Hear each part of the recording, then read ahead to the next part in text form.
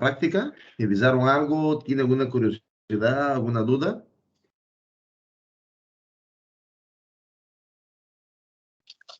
No, doctor, hoy es mi primera clase. Bienvenida, Natalia. Natalia, hasta ahorita hablamos mucha cosa. Tienen que dar una revisada buena. Para los que son primera clase, ahorita déjame cortar. Se van a fijar en la plataforma, ¿ya? Hay una aplicación que les pasé a ustedes de Vodemecum. Es de acá, ya lo pueden descargar en Play Store. Los que tienen iPhone, tengo entendido que también tiene esta. ¿Están viendo mi pantalla, cierto?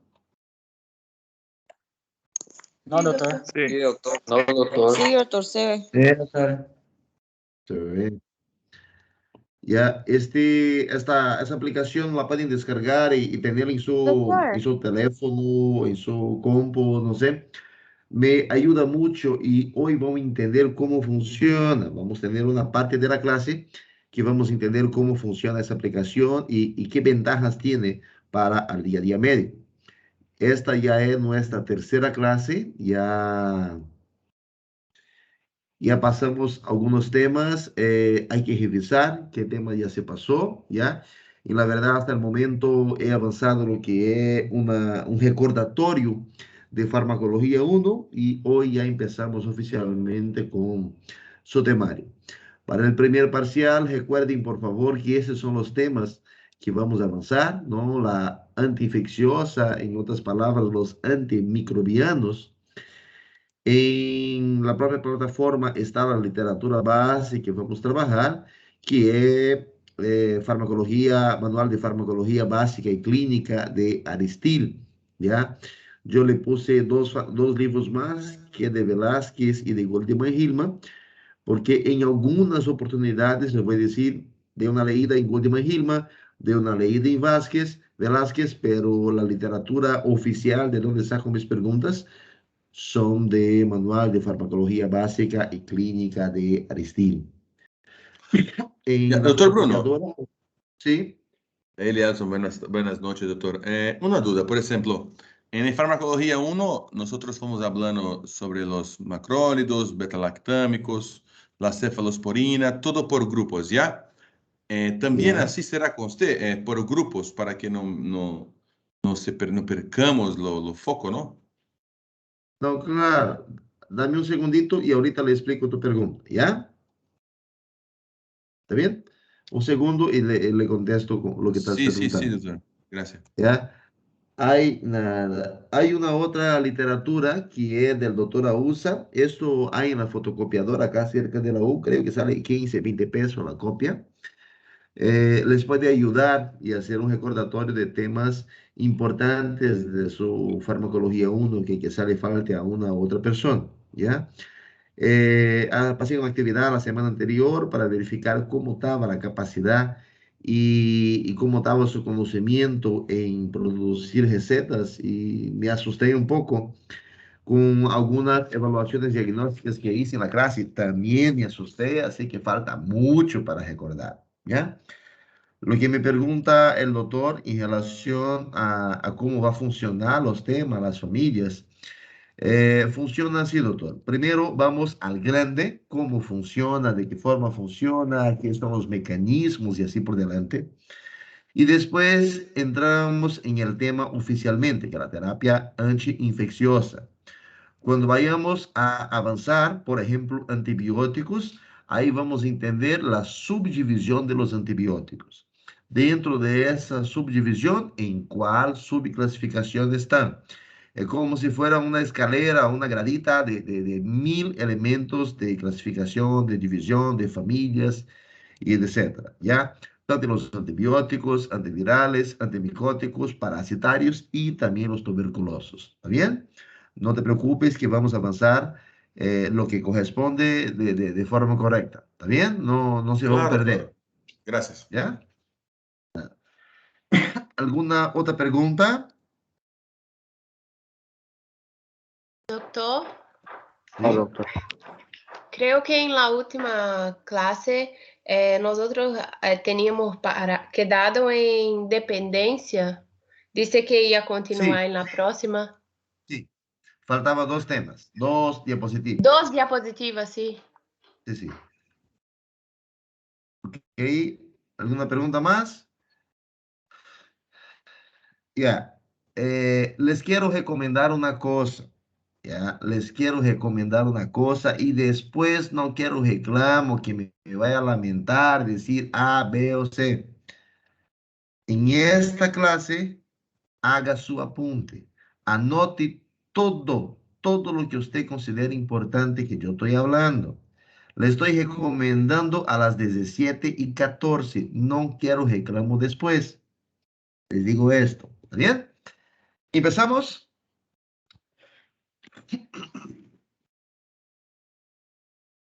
Sí, doctor. Ya. Ok, Sí, doctor. hagan sus apuntes. Una vez más le estoy diciendo, después no me van a llorar a Nakamura. Bom, hemos hablado durante esta semana sobre los efectos de la farmacocinética, farmacodinámica, de la farmacodinia, farmacognosia, qué elementos son importantes en la farmacología. Existen algunas terminologías o algunas nomenclaturas que son de gran relevancia y es importante recordar con ustedes.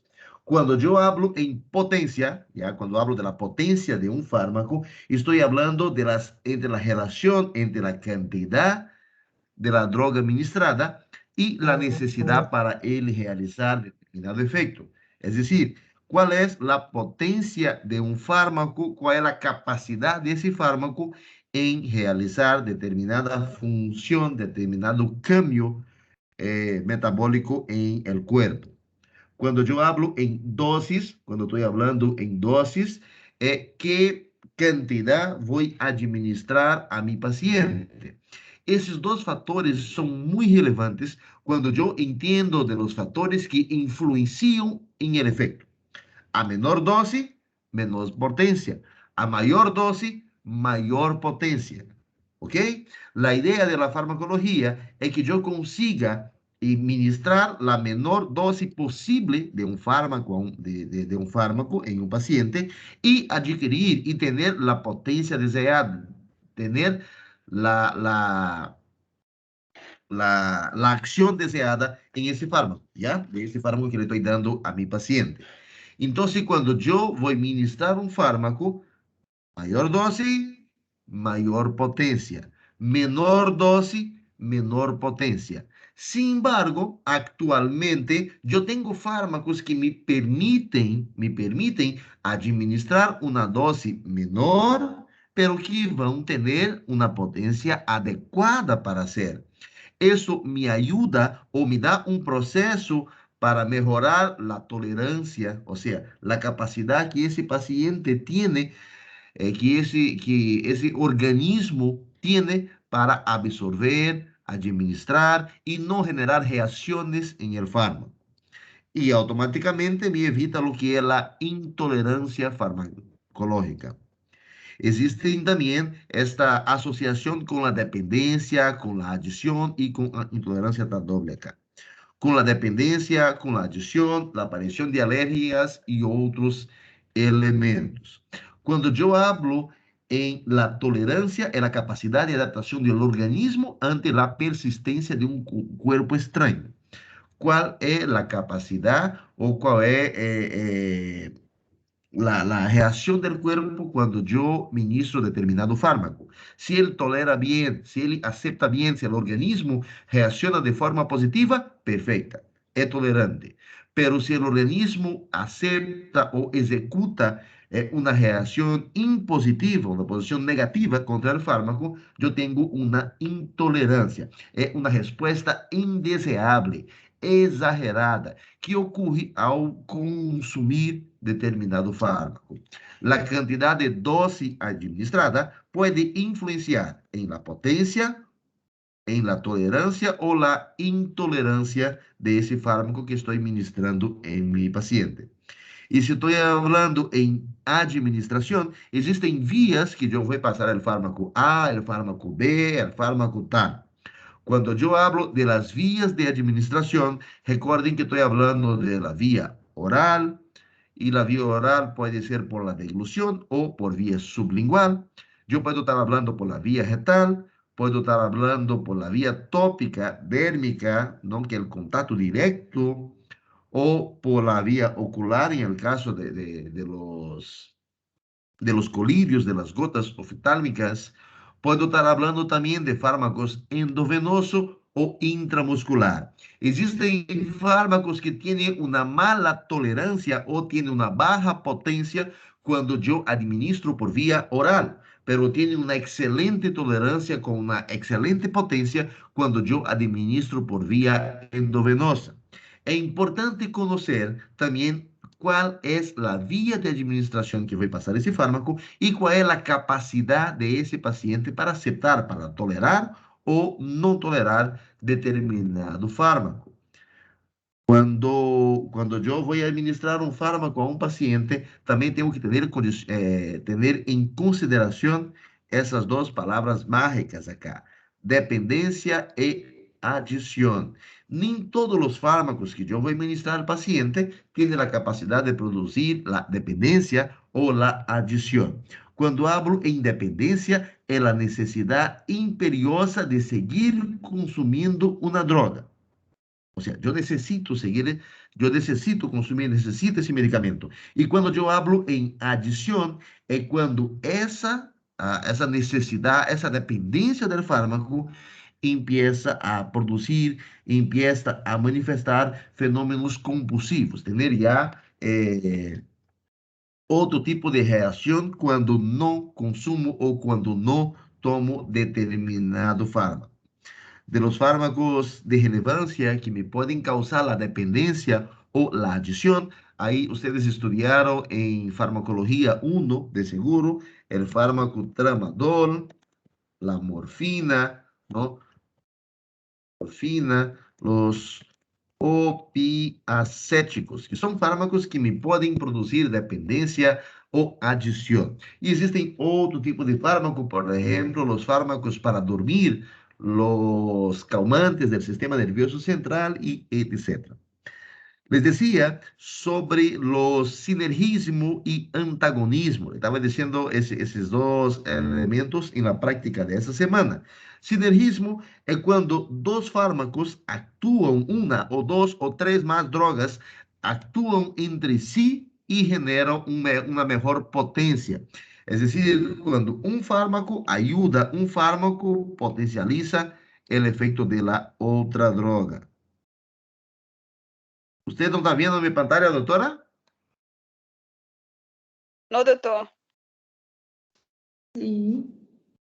¿No A mí está sí me viendo mi sale, pantalla? doctor. A mí me sale, Sí se ve, doctor. doctor. Ahora no. Debe ser ella. Dale. Tiene que salir y volver a entrar. Ahora sí, ahora Es su sí. internet. Pero Ahora no, doctor. Se ve ahora, doctor. Pero se veía. Ok. Ya, cuando es así, tienen que avisarme, doctores. Ya no, si me escriben aquí, raramente voy a ver. Levanten la mano o activen el micrófono y les escucho sin ningún problema. ¿Está bien? Por favor. Creo que es la Todo internet. eso le estaba ensayando. Ya. Bien. Cuando hablo en sinergismo, es cuando el efecto farmacológico de una o más drogas actúan entre sí para producir un determinado efecto positivo, ¿no? O negativo también, ¿no? Cuando las dos drogas actúan entre sí. Un ejemplo de este fármaco, de ese tipo de sinergismo, es la amoxicilina más ácido clavulánico.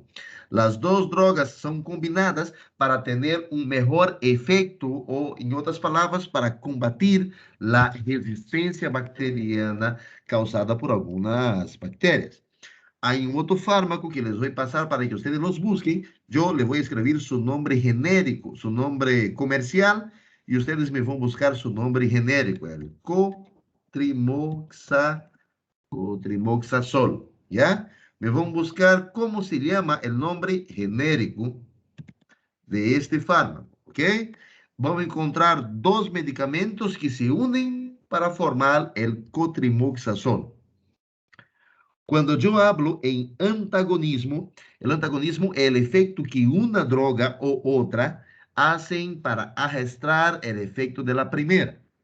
Mejor diciendo, antagonismo es cuando una droga disminuye o bloquea o termina o acaba el efecto de la otra sustancia que estabas ingiriendo.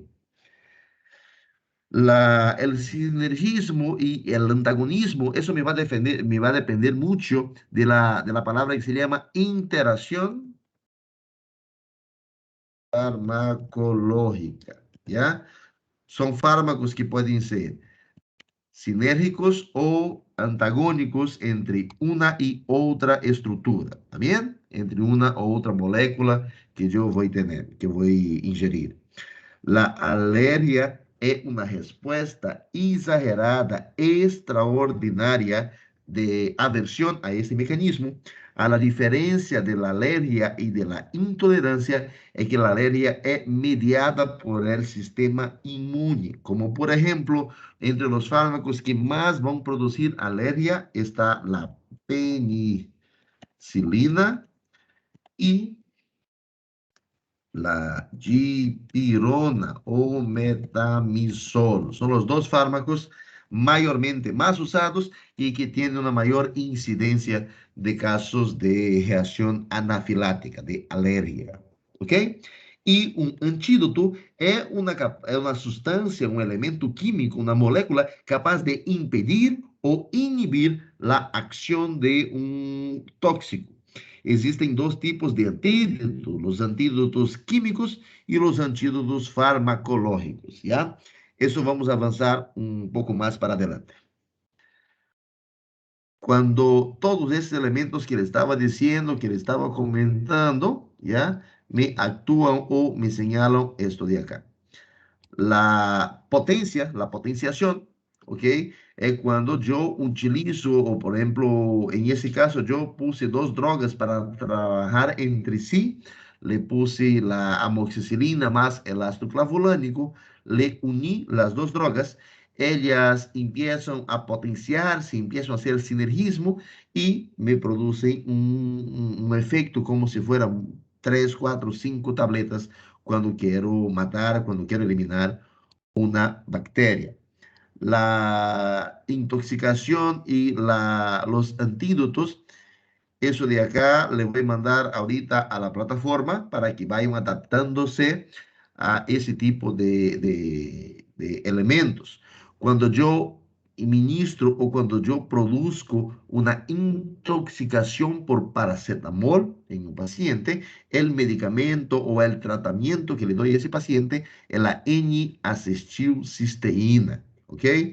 Cuando el paciente ha tomado ah, la morfina, ha tomado opiacéticos, entonces el antídoto que yo utilizo es la naloxona y así por delante, ¿ok?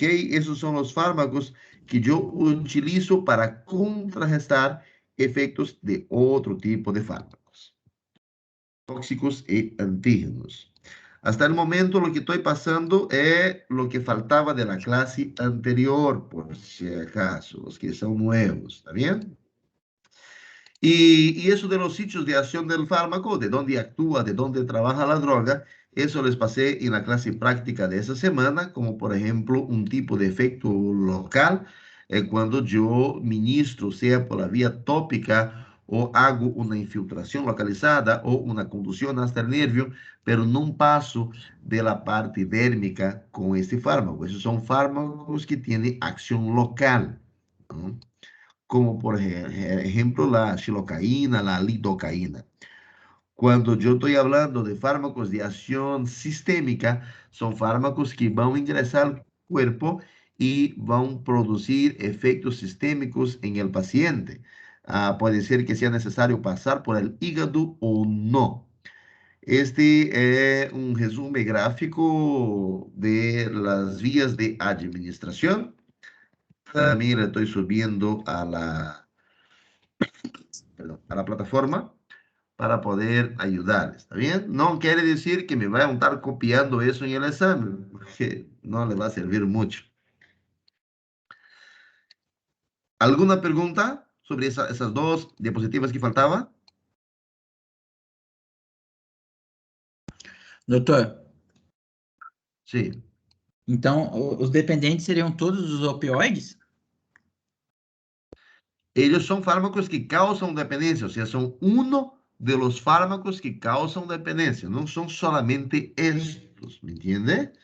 Todos los fármacos que actúan directamente sobre el sistema nervioso suelen tener posibilidad de dependencia. Esa palabra usted va a encontrar directamente cuando busque efectos adversos, posibles efectos adversos. Pero de los representantes de los fármacos que causan dependencia en el medio de nosotros, los principales son los opiacéticos, la morfina y el tramadol. ¿Ya? Aquí en ese medio con nosotros, ¿no? En esta clase, porque es lo que vamos a avanzar. ¿Alguna otra pregunta? Doctor, ¿y adicción? Igual, la diferencia de adicción para dependencia. Escuchen bien. La dependencia es cuando el fármaco, ya cuando usted al consumir un fármaco, siente la necesidad de seguir consumiendo. Yo necesito ese fármaco, si no, no consigo dormir. ¿Ok? Por ejemplo. Y cuando es la adicción, es cuando aparte de sentir la necesidad, empieza a tener efectos compulsivos, compulsorios de no dormir, empezar a estar agitado, estar nervioso y salir por la calle para andar y salir buscando ese fármaco de forma compulsoria, ¿me entiende? Empieza a estar asociado ya con un trastorno mental más do que solamente la falta del fármaco. ¿Me entiende? Seria alucinação, doutor? Podría ser uno de los efectos, ¿ya? Uno de los efectos de la adicción sería alucinación. Normalmente empieza a tener tics, a temblor, a náuseas, Imagínense, por ejemplo, cuando uno está con el vicio de la cocaína o la heroína y cuando está desintoxicándose, entonces uno empieza, tiene fiebre, vomita, hay crisis compulsivas, compulsorias y así por delante. ¿Entienden? Cuando llega a tener las crisis, ¿no? De ansiedad, de compulsividad y así por delante, ya estoy en una fase de adicción. Adicción.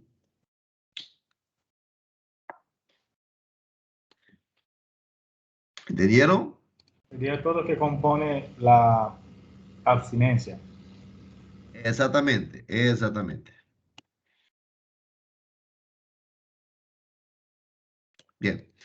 Ahora vamos a entrar directamente en lo que es la terapia antimicrobiana, que es el tema de esa semana de hoy, lo que vamos a empezar a estudiar en su primer parcial.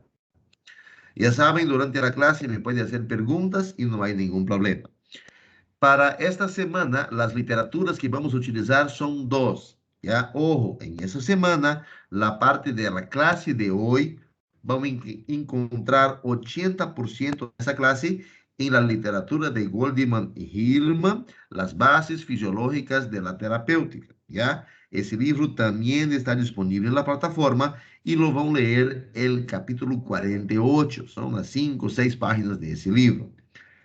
Todo el tema del primer parcial, a continuación, está en farmacología básica y clínica de Aristide. También está disponible. 80% de la clase de hoy está saliendo de la base farmacológica de Goldman Hillman y los otros 20% está saliendo de farmacología básica y clínica de Aristide, por si acaso. Le estoy diciendo de dónde estoy sacando los temas para que después no tengan perdidos llorando diciendo que no sabe de dónde estudiar. ¿Ya? Y una vez más, no se olviden de hacer el apunte de esa clase, lo van a necesitar, le estoy avisando. Bien, cuando hablamos nosotros de antimicrobianos, son fármacos, son sustancias químicas, farmacológicas, drogas, que me van a combater a bacterias, a virus, a hongos y a parásitos. En su clase, les decía, en la clase práctica de esa semana, les decía que los que combaten las bacterias son ¿qué? Antibacterianos, doctor. Antibióticos, Combate doctor. virus. Antiviral. ¿Qué? Antivirales. Antivirales. Combaten parásitos. Antiparasitario. Antiparasitarios, doctor. Hongos. Antifúngico. Tanto antimicótico como antifúngico. Si ve cualquier una de las dos definiciones, sí. También podrán encontrar medicamentos que les voy a decir, este es, ahorita, este es un anti-eumin,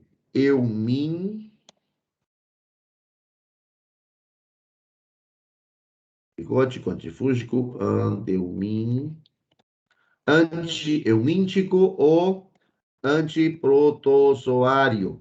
Eso está más relacionado con el agente, con el tipo de... No, perdón. Eso es de acá. Perdón. Eso es de acuerdo al parásito que está haciendo daño al paciente. Yo tengo parásitos que son eumintos y parásitos que son protozoarios.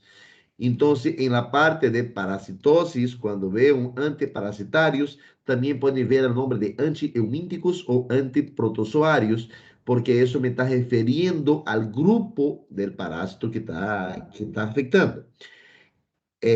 Hongos, parásitos, virus, eso vamos a avanzar a partir de la otra semana. 90% de nuestra clase será dedicada a antibacterianos, porque son la familia más grande de los antimicrobianos. Para, una vez más, recordar, ¿no? Yo tengo aquí ejemplos de parásitos y esos parásitos, ellos pueden estar localizados tanto en la parte dérmica cuanto en la parte interna del cuerpo. Pueden estar localizados en el sistema nervioso central, pueden estar localizados en el cuero cabelludo del paciente, en las regiones genitales, en el sistema digestivo, en el sistema respiratorio o cardiovascular. Los parásitos son estructuras moleculares, son estructuras microbianas que ellos tienen la característica de infestar, multiplicarse y alimentarse de donde está. Si yo tengo, por ejemplo, la Taenia solium, la solitaria, ella va a alimentarse de todo el alimento que nosotros consumimos. Y así por delante con los otros tipos de parásitos. ¿Está bien? Recuerden, si no tuvieron una buena microbiología, una revisadita en los parásitos que ustedes conocen. El mismo pasa con los hongos, con los fungos. Los hongos son estructuras, son también microorganismos que son capaces de producir o no enfermedades. La población fúngica, ella está más relacionada con el ser humano do que uno mismo imagina.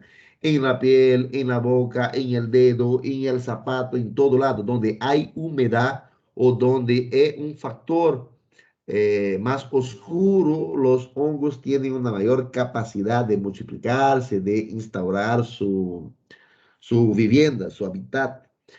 Pero nosotros, por la defensa que tenemos, por la capacidad inmunológica que acostumbramos tener, hay una cierta defensa del cuerpo para evitar con que crezcan, con que proliferen la flora micótica.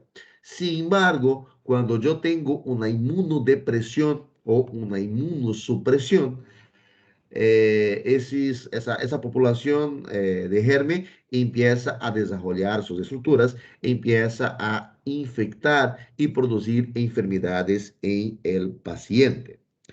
Otra cosa importante también y otro elemento importante también son los virus y las bacterias. Y aquí hay varios tipos de dibujitos, de elementos, de formas. Yo tengo, por ejemplo, el virus de VIH-Sida, el virus de la varicela, el coronavirus. Yo tengo, a ver, más virus. Yo tengo los bacterógrafos, tengo el virus de la influenza, rotavirus y así por delante. Los virus suelen tener como características que son seres acelulares. Acelulares, seres sin célula, no son considerados células. Sin embargo, tiene como característica microbiológica de invadir, afectar determinada estructura y hacer con que la célula infectada o la célula infestada por virus haga su necesidad o haga lo que manda, lo que determina el virus por medio de la replicación, transcripción y otros elementos que vamos a avanzar a lo largo del tiempo.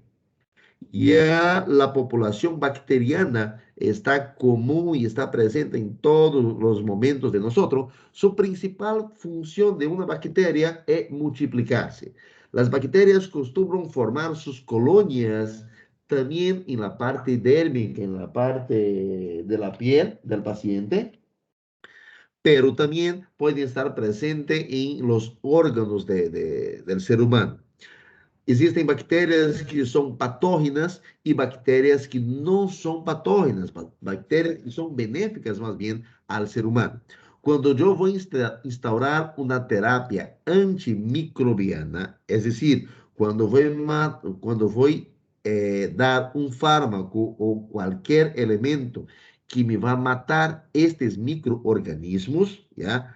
Eu tenho que ter determinadas precauções para que a potência não seja muito exagerada, para que a dose não seja muito exagerada, nem em quantidade, nem em tempo, porque eu posso matar ou eliminar bactérias benéficas ao ser humano, bactérias que mais bem me vão fazer com que o corpo funcione adequadamente. Aparte de ter cuidado para não intoxicar mi paciente. Cuando ustedes van a trabajar de determinados grupos farmacológicos, ¿ya? Y eso es lo que decía a su compañero, vamos a avanzar, por ejemplo, bacterias, los antibacterianos, pero hay que entender que yo tengo bacterias gram positiva, gram negativa, ¿no? Y tengo las bacterias especiales. Dentro de las especiales, não que seja gram positiva ou gram negativa, vamos trabalhá-la como outro grupo especial, são as pseudomonas. As pseudomonas são bactérias que têm uma particularidade clínica. As gram negativas costumam ser enterobactérias, ¿ya? E as gram positivas são as bactérias que le gustam, que querem, que le va bien el oxígeno. Entonces son bacterias que están en vía aérea superior, en pulmones, están en piel, en tejido celular y no sé qué más, ¿ok? Las gram positivas, gram negativas y las pseudomonas, esto vamos a avanzar en la práctica de esta semana. Les voy a explicar al final de la clase cómo va a funcionar. ¿Está bien? ¿Alguna pregunta hasta el momento? Doutor, as enfermidades transmitidas por prions ingressam aqui em bactérias ou vírus? ¿Y transmitida por qué, doctora? Por prions, doutor, como a enfermidade da vaca louca, creio que é uma proteína mal plegada, algo assim. Priones. Tendría que Priones, revisar, sí. doctora. Priones, déjame verificar qué Priones. terminología me estás diciendo. Já. Sí, es una proteína mal plegada. Afecta al cerebro. Por eso, son agentes causantes del grupo de patología neurodegenerativa lateral, característica de los mamíferos, como encefalopatías espongiliformes.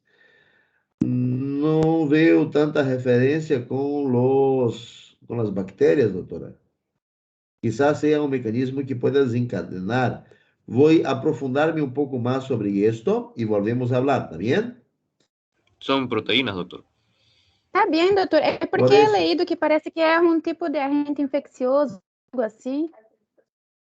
Claro, puede ser, puede ser que los agentes bacterianos o virales o fúngico-micóticos pueden desencadenar ese descontrol de la proteína. Puede ser. Por eso quiero revisar un poco más a fondo el cuadro para poder hablar en otra oportunidad. ¿Está bien? Está bien, doctor, gracias. Nada. ¿Alguna otra pregunta?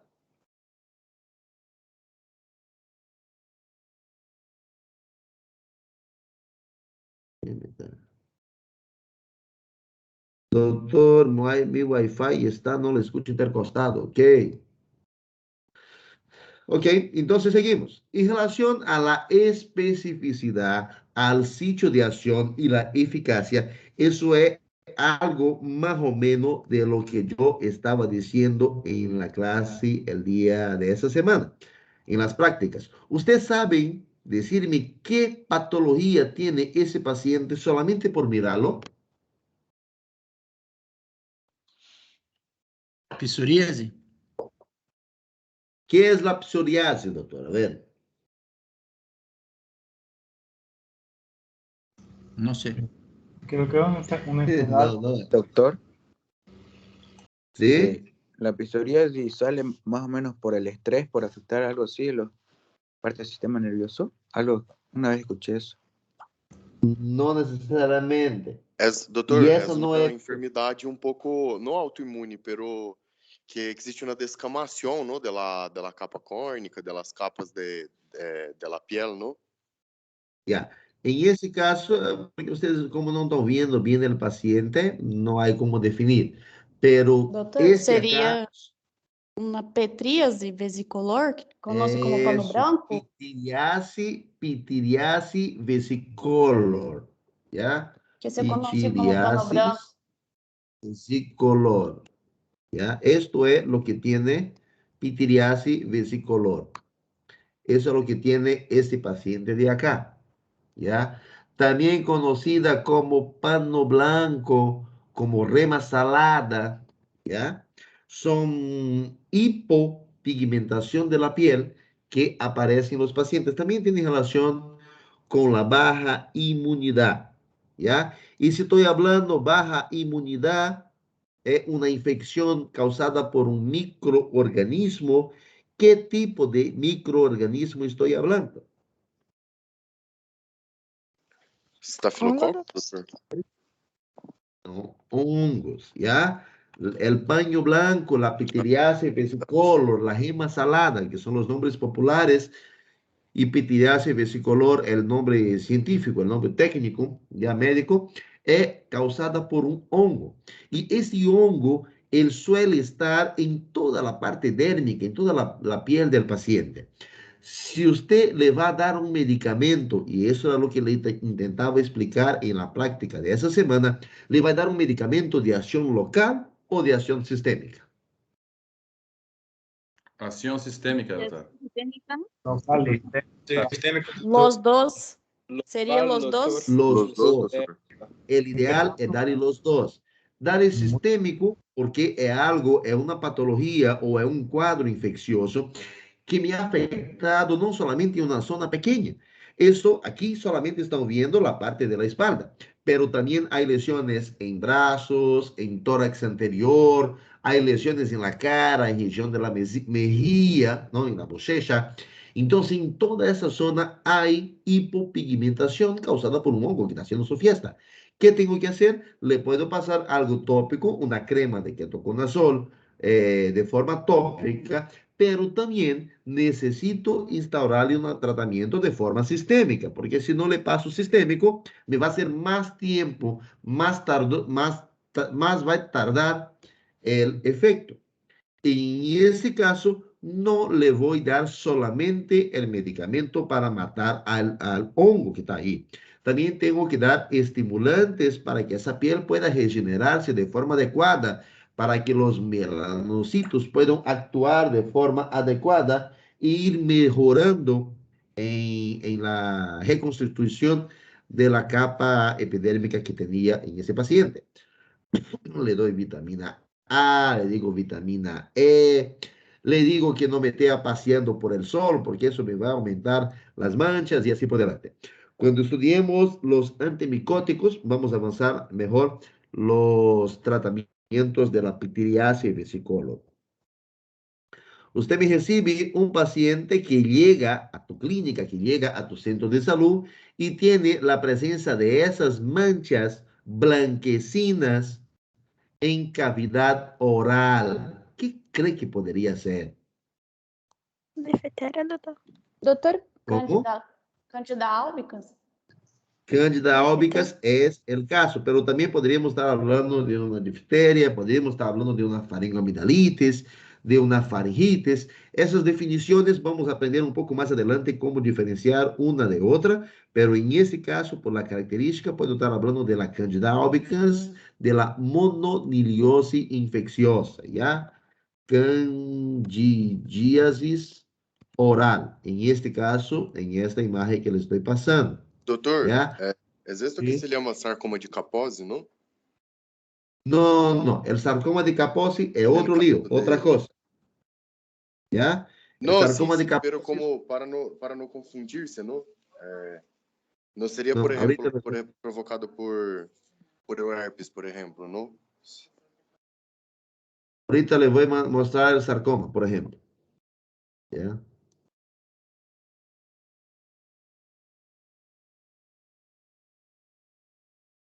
O sea, totalmente el contrario, el sarcoma. ¿Ya? Está relacionado con, puede estar relacionado con la candidíasis oral, pero no por la cuestión de la candidíasis, por otro agente patógeno que está ahí, acá, ¿ya? Por otro tipo de patología, por otro tipo de problema. Y vamos a avanzar cuando avancemos infectología en la área viral. Hay una enfermedad que me produce, que me hace con que haya mayor prevalencia en el sarcoma. ¿Está bien?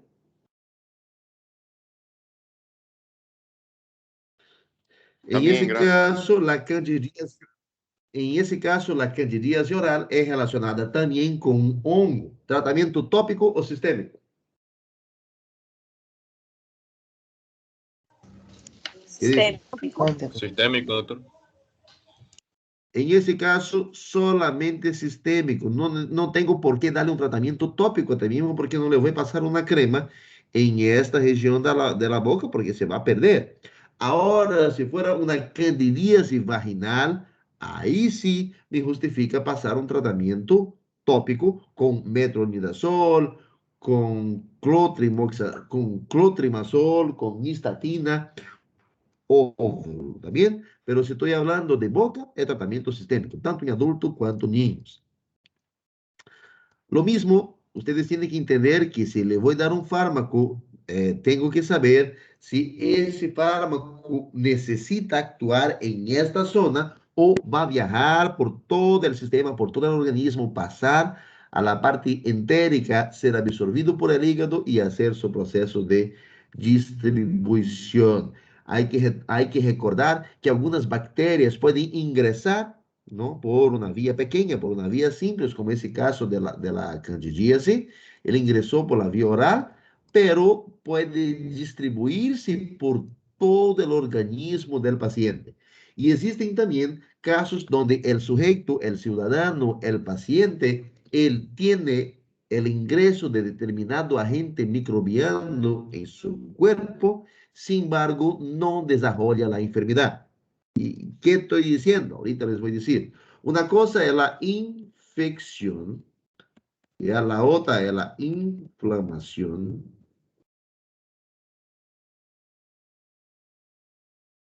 Infección y la otra cosa es la enfermedad. Cuando yo hablo en inflamación, no estoy hablando necesariamente de un agente microbiano, de un virus, una bacteria, un hongo parásito.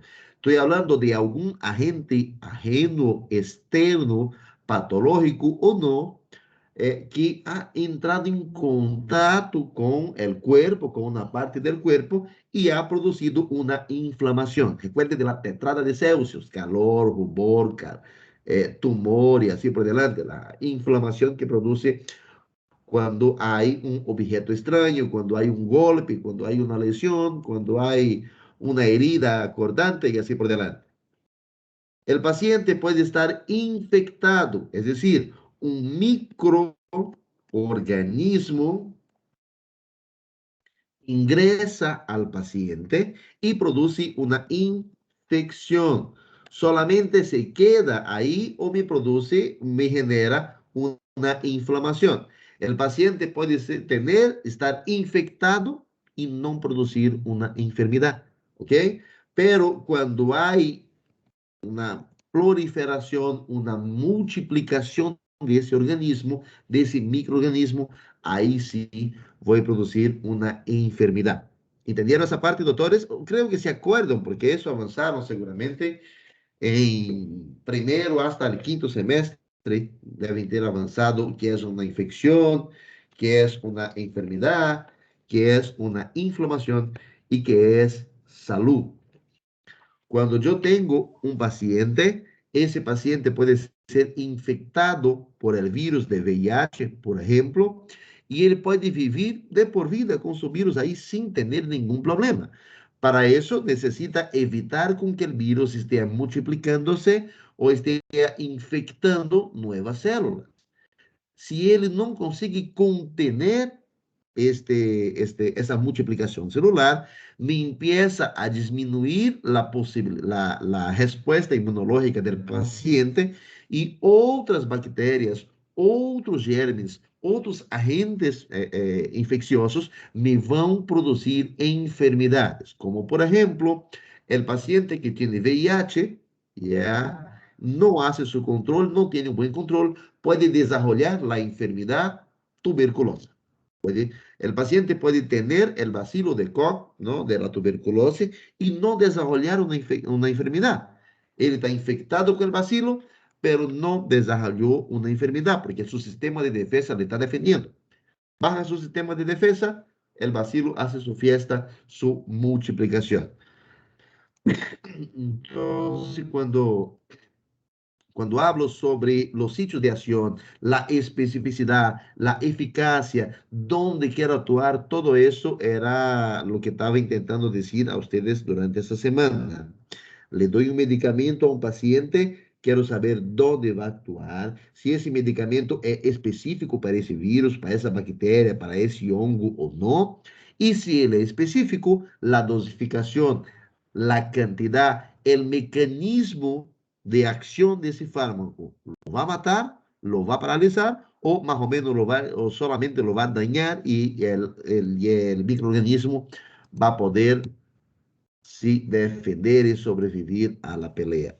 ¿Entendieron esa parte o tiene preguntas? Doctor, disculpe una pregunta. En el caso del hongo, ¿puede crear resistencia al fármaco igual que las bacterias o no? Igual puede, puede. Ah, ya. ¿Ya? ¿Alguna otra pregunta?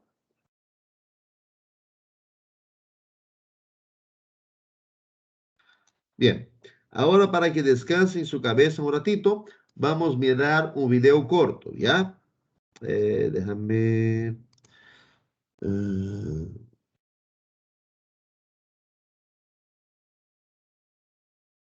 no se olviden, hagan sus apuntes, lo van a necesitar.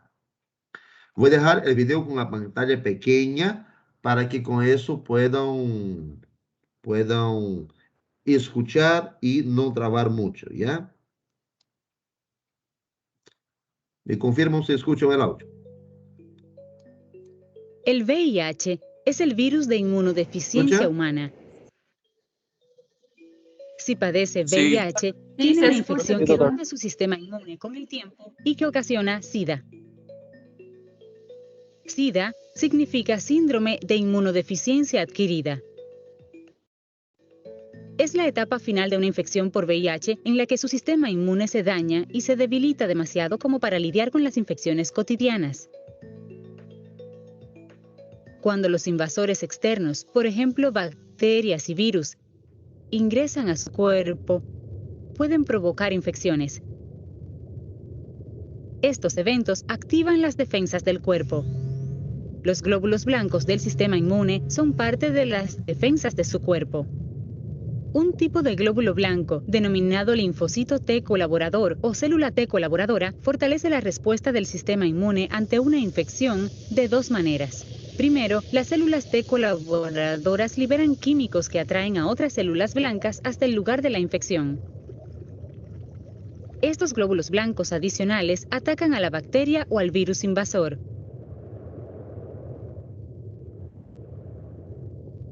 Así como a otras células infectadas.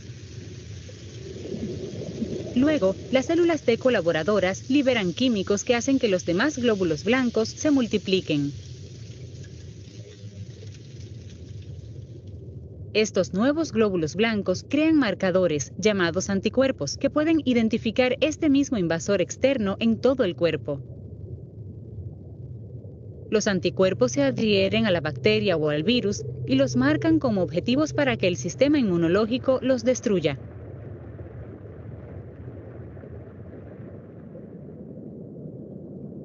Si padece VIH, este viaja a través de su sangre y otros líquidos corporales para infectar y matar ciertos glóbulos blancos.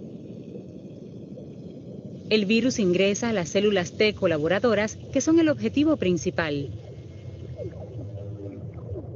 Una vez dentro, el virus hace muchas copias de sí mismo. A medida que se realizan estas partículas del virus, dejan la célula T colaboradora dañada para infectar otras células. La célula T pierde su habilidad de proteger al cuerpo de esta infección y muere. De este modo, el VIH se propaga y mata más células T colaboradoras, lo que debilita su sistema inmune. Como resultado, otro tipo de infecciones pueden aprovecharse de la incapacidad de su cuerpo de defenderse. Estas infecciones se denominan infecciones oportunistas. Si padece una infección por VIH y una o más infecciones oportunistas, padece SIDA. Algunas de las infecciones oportunistas más comunes relacionadas con el SIDA son inflamación de los tejidos que cubren el cerebro y la médula ósea, denominada meningitis, inflamación del cerebro, denominada encefalitis, enfermedades respiratorias como la neumonía y la tuberculosis, enfermedades intestinales como la diarrea crónica provocada por parásitos infecciosos, y cáncer, como sarcoma de Kaposi y linfoma no Hodgkin.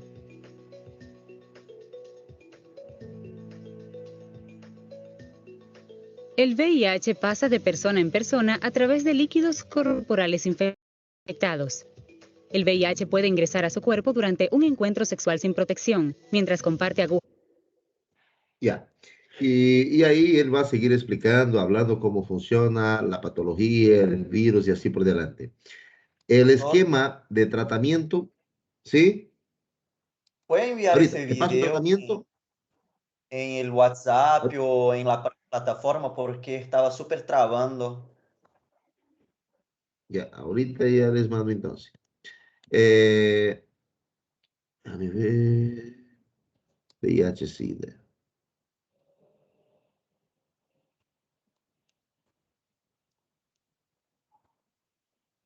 Ah, me hicieron ir a otro lado.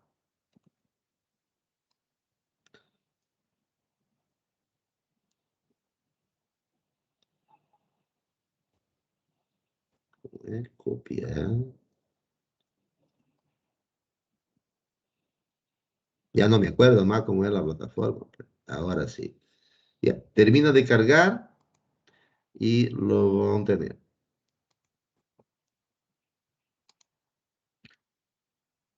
Ok. Lo que me habla un poco más de ese video es cómo el mecanismo para poder actuar, para poder afectar, para poder llegar a una célula, ¿no? Y también nos dice un poco sobre lo que puede pasar con un paciente que tenga VIH-Sida. Recuerden que él te decía, mira, primero tengo una infección. La célula T, que es la célula que va a defender mi cuerpo, la primera célula colaboradora, ella va a ser infectada por el virus y va a perder la capacidad de producir antígenos y anticuerpos para combatir otras patologías. outros elementos que estão aí, outras células, outros patógenos oportunistas, eles vão fazer sua fiesta e vão desenvolver outras enfermidades. Quando eu tenho um quadro patológico em um paciente, agora saindo de farmacologia e volviendo à microbiologia, tenho que definir se essa patologia é solamente em por um microorganismo ou só por vários. Se eu tenho um quadro bacteriano, se ela está solita, se é solamente uma bactéria que está causando, ou ela está trabalhando em conjunto com outro microorganismo. Quando eu lhe vou dar um tratamento a um paciente e tenho um quadro bacteriano, perfeito, lhe dou um antibacteriano.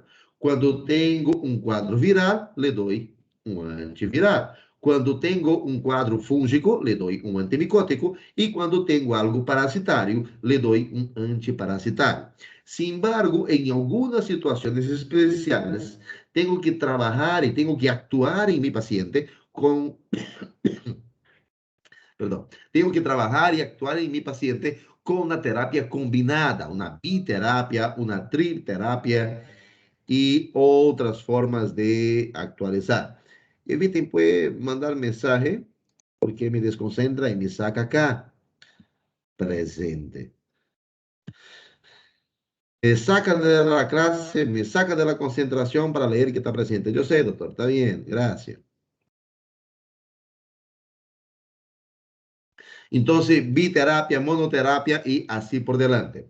Cuando yo voy a actuar o cuando voy a tratar un paciente, también tengo que tener la consideración si esa patología está localizada en un órgano simple, o está en un órgano noble como el sistema nervioso central, como el cerebro, como el corazón, como el hígado y los riñones. Porque ese fármaco que le voy a administrar al paciente, en especial los antimicrobianos, tiene que llegar adecuadamente a ese sitio de acción para que yo tenga eficiencia, eficacia, para que tenga un tratamiento adecuado en las patologías antimicrobianas. Tengo que conocer qué agente le está causando. Dos, saber identificar si ese agente trabaja solito o trabaja con 2, 3 tipos de patógenos en conjunto, de forma concomitante. Tengo que saber si el paciente tiene o no alguna enfermedad de base que puede influenciar en el poder del fármaco o influenciar en el poder de la respuesta inmunológica, de corroborar con el tratamiento inmunológico de mi paciente. Y tengo que saber si ese fármaco que le estoy administrando llegará adecuadamente al sitio donde está pasando el problema. Cuando yo hablo de terapia antimicrobiana, existen algunos elementos que son muy importantes. Ahorita corto mi cámara y paso de nuevo. Ven mi pantalla, ¿cierto? Sí, doutor. Sí, doutor, você vê? Ok. Caraca, parece que ahora trabó mi... Yo voy a subir más tarde el video, si no se va a trabar. No, a ver, intentamos.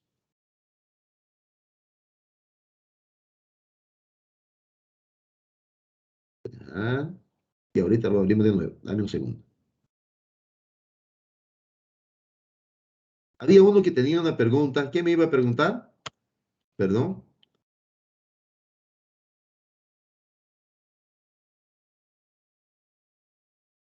¿Alguien tenía alguna pregunta?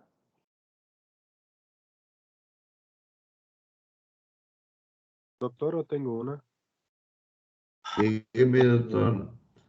Los tratamientos que usted habló anterior, ¿cómo es que yo no estaba en la primera clase? ¿Cómo?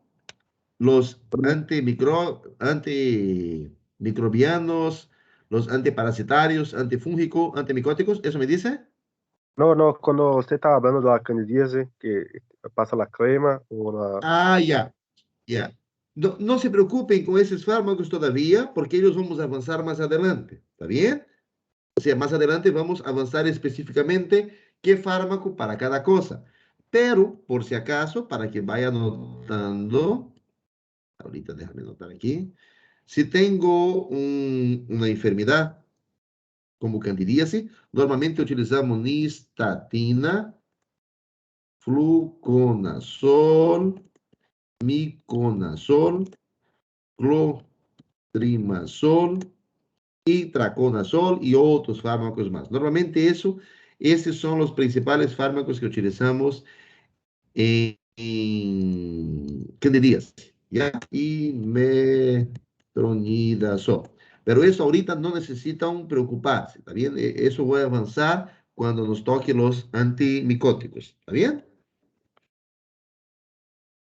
Sí, pero hay dos Ah, tratamientos, uno interno y otro externo, ¿no?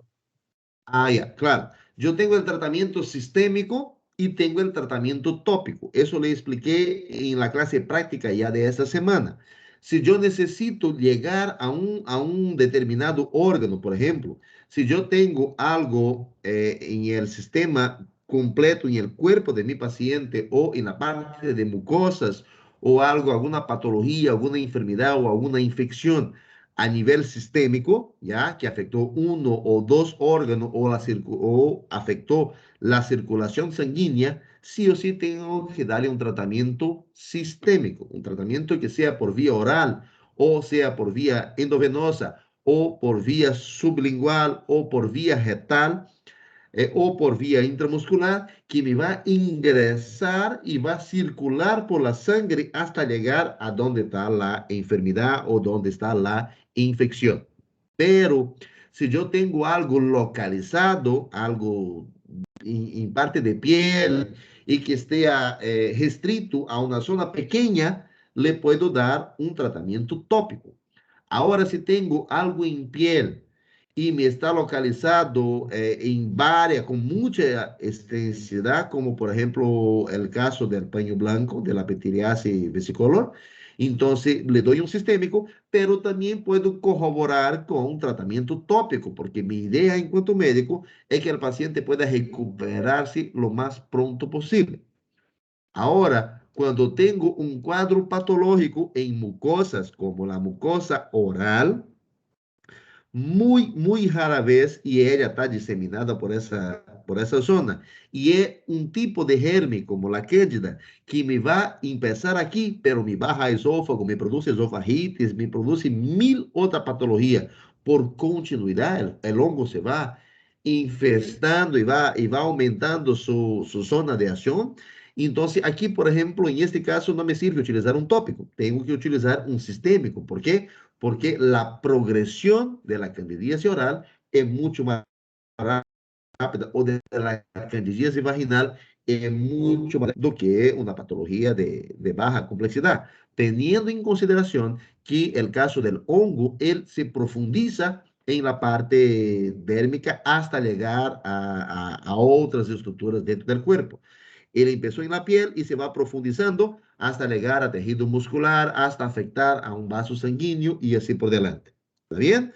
Entonces, clínicamente tengo que saber definir qué germen está y cuál es mi sitio de acción, cuál es mi mecanismo que voy a aplicar para llegar a más adecuadamente o para evitar con que ese agente patógeno pueda multiplicarse más. ¿Entendió? Sí, muchísimas gracias. Nada. ¿Alguna otra pregunta?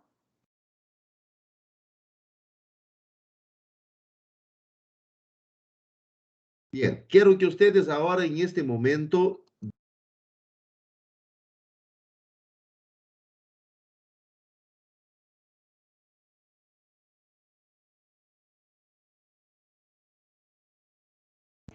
Doutor, está mudo. Ícaro, usted que es lleno de cuentos, lleno de historia, activa tu cámara y contar un chiste a nosotros para que relajen y olvídense de la vida. Cuidado para no decir cosas que no se puede, ¿ya? Não, doutor, eu tô sem câmera. Ya, sin cámara, entonces contar algo, hablar mal de alguien ahí. Ah, doutor, não tem nada para falar, me pegou desprevenido. Falar da faculdade que não dá desconto. Não, a gente vai pôr fogo lá a qualquer hora. Cuidado con eso, no tengo hablando burreras. No a ese punto, les vamos a complicar la vida. A ver, Igor.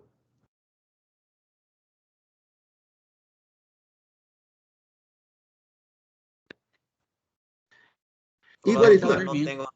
no tengo ningún Igual, chiste igual. nada.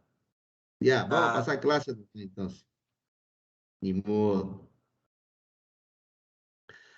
Ok, quiero que tomen bien atención, que descontraigan, que relájense, porque esto es importante, ¿ya? Cuando yo voy, ven mi pantalla, ¿cierto? Sí, Yo doctor. no veo nada. Sí, doctor. ¿Cómo? Se ve, doctor. Ya. Cuando voy a dar tratamiento a un paciente y estoy hablando de microbiano, las palabras dosis, posología y seguridad terapéutica son extremadamente importantes, extremadamente relevantes. En ese contexto, algunas definiciones como por ejemplo, posología es la parte de la farmacología que define la dosificación cierta de los medicamentos.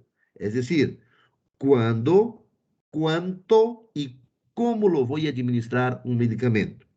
La posología es la parte de la farmacoterapia que voy a definir la dosificación cierta de un medicamento para mi paciente. Cuándo, cómo y de qué forma voy a administrar ese medicamento a mi paciente. ¿Está bien? Cuando le digo esto, ahorita les voy a escribir algunas palabras importantes para que vayan haciendo en su apunte. Le estoy avisando, no quiero lloro después, ¿ya? Dosis. Si estoy hablando dosis terapéutica, ¿ya? Si estoy hablando dosis terapéutica, es la capacidad de producir un efecto terapéutico deseado en un paciente. Cuando hablo dosis terapéutica, é a dose de este medicamento para conseguir produzir um efeito desejado. Quando eu hablo dosis mínima, é a quantidade mínima necessária para produzir esse efeito.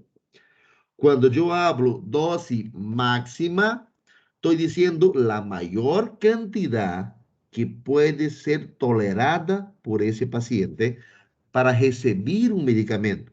Não lhe posso dar mais do que essa dose. Essa é a dose máxima que lhe vou dar. Por exemplo, o paracetamol é 4 gramas em 20. Sobrepasso esses 4 gramas em 24 horas, lhe vou produzir hepatopatia medicamentosa, lhe vou hacer intoxicación por paracetamol. ¿Ya? La dosis letal, ¿ya? Dosis letal, es la dosis que va a producir, que genera la muerte de mi paciente. Entonces, ahora les hablé sobre la dosis terapéutica, la cantidad de dosis para producir una respuesta al tratamiento al paciente. Esa respuesta, ella puede ser mediante la dosis mínima, la cantidad mínima que tengo que administrar para producir. Puede ser la dosis máxima, que es decir, la capacidad máxima que el cuerpo puede tolerar de ese determinado fármaco. Una dosis tóxica cuando yo sobrepaso. Una dosis letal por meter demasiado medicamento, como no debería. Un ejemplo de eso, busquen la historia de Michael Jackson, que recibió una dosis letal de determinado medicamento que él consumía normalmente, ¿no? Y la dosis letal. Cuando yo estoy hablando de la dosis, de la posología, de la seguridad terapéutica, tengo que entender estas otras nomenclaturas que tengo acá. El CMAX, el MIC-90, ¿ya? El MIC-90, el CMAX, el TMAX y la vida media. Esto es importante. No necesitan decorar eso de cada fármaco, pero necesitan entender lo que yo les voy a decir. Si no entienden, pregúntenme, doctor, no entendí lo que dijiste. Y le vuelvo, le explico 10 veces si sea necesario. Si no entiendan este tema, ya si no entiendo esa parte que les estoy diciendo, vamos a hacer tratamiento Ctrl-C, Ctrl-V y en algún momento se van a equivocar y van a perjudicar a un paciente.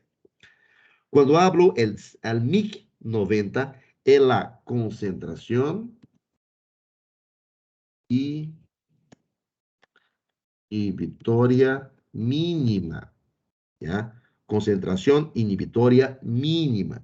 Es decir, ¿cuánto es el mínimo, la mínima cantidad que ese fármaco tiene que estar activo en el cuerpo para matar determinada bacteria o determinado germen? Cuando hablo Cmax, el Pmax, ¿ya? Es la cantidad o el pico máximo,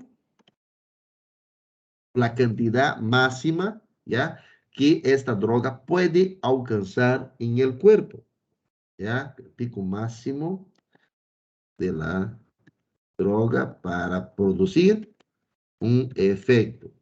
Si sobrepaso el Pmax, dosis letal. Si no alcanzo la concentración inhibitoria mínima, es una dosis ineficiente que le voy a dar en el paciente, una subdosificación. Ahorita vamos a hablar. Y el Tmax es el tiempo máximo que esa droga va a estar dentro de la actuación en el cuerpo. Tiempo máximo de biodisponibilidad. Droga. Si esa droga que le doy al paciente hace un pico y ese pico no se queda por determinado tiempo, significa que va a volver a bajar y las bacterias o los virus, los parásitos van a hacer su fiesta. Y la vida media es el tiempo medio que ese fármaco va a estar dentro de su capacidad máxima, de su capacidad inhibitoria. Doctor, no entendí. Ahorita lo vamos a entender con ese gráfico. Cuando doy un fármaco a un paciente, yo tengo un rango terapéutico. Aquí es la dosis máxima y aquí es la dosis mínima, ¿ya? Lo que están viendo en ese cuadrito verde acá es la cantidad inhibitoria mínima y cantidad inhibitoria máxima que necesito para matar determinado germen, determinada bacteria, determinado hongo, determinado virus. O incluso para calmar el dolor de un paciente. Cuando la vida media, cuando ese fármaco está con su principio activo dentro de este rango, que es de aproximadamente 90, ya en una tabla, en un gráfico, cuando está entre el rango de 90, significa que hará su efecto adecuadamente. Pero si yo sobredosifico, si doy demasiado medicamento a mi paciente, lo que voy a producir, lo que voy a ministrar es una dosis tóxica o una dosis letal al paciente y lo voy a intoxicar. Me va a matar todo tipo de bacteria que estaba acá, incluso las bacterias buenas. Ese mecanismo que estoy administrando por demasiado también me puede afectar a otros órganos o a otras estructuras. Y si le doy una dosis insuficiente que no me alcanza la necesidad que tiene que llegar acá, yo voy a tener una subdosificación. Eso me va a hacer con que la bacteria que esté acá vaya viendo la estructura, pero diga, no me va a hacer nada, más bien ya voy a agarrar este fármaco y me voy a proteger contra ellos. ¿Entendieron esa parte o no? Eso entonces cuando un doctor pasa una receta para un paciente y el paciente no sigue, ¿correcto? ¿Eso? Exactamente. Si le pasa un tratamiento a un paciente que tiene que tomar un antibiótico a cada 8 horas por tantos días y él no toma cada 8, toma uno por día, significa que ese tiempo, el fármaco cuando él toma, sube, hace efecto, se queda durante un determinado tiempo en horas, pero después disminuye. Y cuando disminuye, él se queda por bajo de la subdosificación. Y a partir de cuando está aquí, ya no tiene efecto ninguno. Si de aquí al otro día él me toma de nuevo, todo ese intervalo, todo ese periodo que estaba acá, ya se pasó. Ahorita déjame mostrar acá. Doctor. Sí. Só haciendo una... Bueno, deixa eu falar uma coisa que quero que se corrija. en ese cuadro de intoxicación, de rango terapéutico y subdosificación. Por ejemplo, un paciente que es hepatopata, por ejemplo, ¿ya? Entonces, ese paciente tiene una insuficiencia hepática y, por ejemplo, hago una receta con, por ejemplo, una morfina, donde es metabolizada pelo hígado, ¿no? Y no tienes un buen hígado, entonces esa morfina va a se quedar mucho en su corriente sanguínea. Cuando na su excreción no se sale de una droga liposoluble para una droga hidrosoluble para ser excretada por los riñones, entonces se queda en la corriente sanguínea, intoxica todo el sistema nervioso, causando, no caso, rebajamiento del nivel de conciencia. En este caso, por no ser una hiperdosificación o una alta dosificación, si la causa ser un problema hepático, también entra como intoxicación. Sí, también queda, porque el problema es el siguiente, le dio morfina a tu paciente, el paciente le recibe la cantidad y debería bajar este rango, si te das cuenta, el rango debería bajar, ya estaba aquí en el celeste, debería bajar para poder de nuevo volver a administrar y tener tiempo para que haga el metabolismo adecuadamente como debería ser. Sin embargo, si el paciente me mantiene eso por un largo tiempo y usted le sigue dando morfina a ese paciente o no hace un control, el hígado va a seguir recibiendo nuevas dosificaciones y el paciente nunca va a bajar al pico mínimo. ¿Qué podría hacer en el caso de ese paciente que usted que me dice? Si el paciente tiene una dificultad para eliminación, entonces le disminuyo acá y le disminuyo acá. O sea, en vez de darle 5 veces por día, le doy 3 veces por día, 2 veces por día, porque esto es el tiempo que va a tardar para eliminar. ¿Me entiende? Por ejemplo, 2 veces por día. Sí, sí, sí, perfecto, doctor. Muchas gracias. ¿Ya? Para hacer esto, no solamente por la parte del daño hepático, lo que decían sus compañeros, también lo puede trabajar con una fórmula que ustedes van a conocer luego, que se llama, ahorita,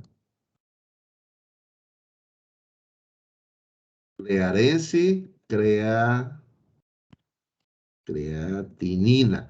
Es una fórmula que nosotros utilizamos para ver la seguridad al utilizar determinado fármaco.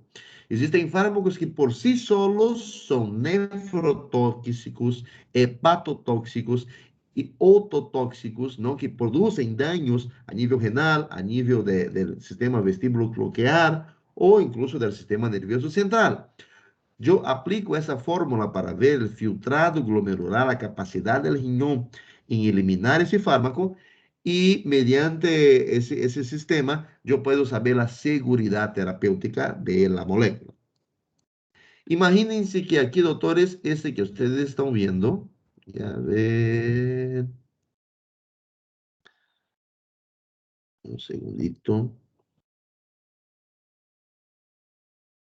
La hora. Entonces le doy el fármaco ahorita al paciente y lo que quiero saber es en cada bolita de esa me representa una hora, ¿ya? Ese estudio o esa tablita, ustedes no necesitan hacer o administrar un fármaco a un paciente. Todo eso ya viene de fábrica, ya viene desde la industria farmacéutica, cuál es la seguridad terapéutica, cuál es la posología, cómo fue diseñado y así por delante. Cada hora, entonces en ese caso le doy el medicamento al paciente ahorita, a la 1 hora ese medicamento ya fue metabolizado, ya está en un rango haciendo efecto. Él se va a hacer efecto desde que se administró 1, 2, 3, 4, 5, 6 horas y él todavía me está en un rango terapêutico aceptável. Então, se esse fármaco le doy a cada 6 horas al paciente. Ahora, si ese fármaco, en vez de ser así, él me dura 12 horas, entonces le doy al paciente 2 veces por día. ¿Ya? Eso significa que durante esas 12 horas yo voy a tener una cobertura farmacológica importante en el paciente. ¿Entendieron esto o no? Sí. Sí, doctor, sí. Ya, bien. Pero se yo Una administro un pregunta. medicamento para dolor en ese tiempo de rango terapéutico y la persona mismo así tiene la dolor y toma un otro medicamento por conta propia, ¿se puede tener una intoxicación? Más o menos. Cuando avanzamos dolor, el dolor él puede ser leve, moderado o severo.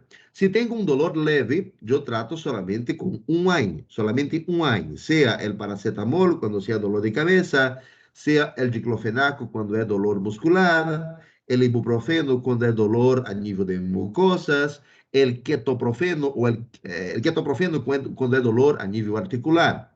Ahora, si yo tengo un dolor moderado, ¿ya?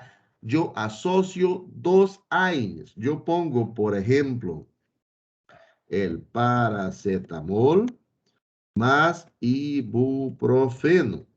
Ustedes van a conocer ese fármaco con el nombre genérico de, ahorita, ¿conocen? ¿Ya escucharon hablar? Sí. Sí, doctor. Ibuflamar P es la asociación del ibuprofeno más el paracetamol, ¿ya? O si yo tengo un dolor moderado, primero tenía leve, después de leve a moderado, entonces hice una combinación de dos AINES. Cuando tengo un dolor moderado, ketorolaco, é um AINE potente. Pero quando tenho um dolor de moderado a grave, junto com o ketorolaco, eu pongo o tramadol. E quando tenho um dolor grave, morfina, tramadol e outros opiacéticos que há. ¿Me entenderam? Então, eu posso associar outro medicamento, ¿ya? Sin embargo, no debería aumentar la dosificación. Si yo el máximo que le puedo dar es 1 gramo de paracetamol al paciente por la posología, no le puedo dar 3 gramos porque el dolor es mayor. Entonces doy 2 tipos de fármaco o le doy un fármaco más potente. ¿Me entendió? Sí. Doctor, una pregunta. ¿Sí? Y en el caso del ejemplo que usted dio sobre el paciente ya del antibiótico, que obviamente en vez de 2 veces al día lo toma una vez al día, eso también me puede dar un indicio de que si sigue así el tratamiento que uno le da, puede hacer una resistencia a ese antibiótico y tendría que cambiarle el antibiótico si es que vuelve a la Sí o sí, consulta por la misma enfermedad. sí o sí va a hacer una resistencia. Cuando criaron los antibióticos, por ejemplo, la fiesta fue, o sea, cuando surgió la penicilina, la fiesta fue del año, de la época de los antibióticos. Les voy a mandar un video que habla sobre el descubrimiento de la penicilina y la resistencia, cómo está yendo las bacterias ahora hoy día. Entonces descubrieron antibióticos, descubrieron la penicilina en 1973 y dijeron, wow, ahí es la cosa. ¿Y qué tal si poníamos los antibióticos en los alimentos? Bien. ¿Y qué tal si poníamos los antibióticos para matar en las plantaciones, para matar las pragas de plantaciones? Y si le poníamos los antibióticos para matar las enfermedades del ganado, de tal cosa. Entonces nosotros empezamos a utilizar antibiótico de todas las formas y las bacterias de todas las formas también fueron aprendiendo cómo evitar ser muertas por los antibióticos. Y si yo todavía voy a la esquina y compro amoxicilina como chicle, como hacen, o ampicilina como chicle, como hacen, llega un momento que ya no va a tener el efecto que debería, porque las bacterias se tornan resistentes. Si no tomo adecuadamente, sea a cada tiempo que debería tomar o durante el tiempo que debería tomar, voy a producir resistencia bacteriana y el paciente no va a mejorar, pues también va a seguir proliferando y multiplicando el agente patológico. ¿Está bien? Está bien, doctor, muchas gracias. Un tiempo para la bacteria se aprimorar. ¿O no? Es Depende variable. Es variable. Cada población bacteriana tiene su capacidad de respuesta ante al incumplimiento del fármaco, ¿no? Cuando hay casos, por ejemplo, los virus. Vea, por ejemplo, el caso del coronavirus. ¿Cuántas cepas diferentes ya hay desde la primera cepa? No pasamos ni un año, ¿no? O sea, estamos en 2 años, no llegamos a 2 años de la pandemia y ya hay diversos tipos de cepas diferentes del propio tipo de virus. El virus antes no afectaba a humanos, ahora ya afecta con el SARS-CoV-1, con el SARS-CoV-2, y los microorganismos se van cambiando, se van mutando de acuerdo al tipo de contacto que tengan, ¿ya? Para que entienda un poco mejor de la resistencia antimicrobiana, vamos a un otro video. A ver, déjame ver cuánto tiempo. Ya. Voy a intentar pasar el video para que no se quede muy pesado. A ver.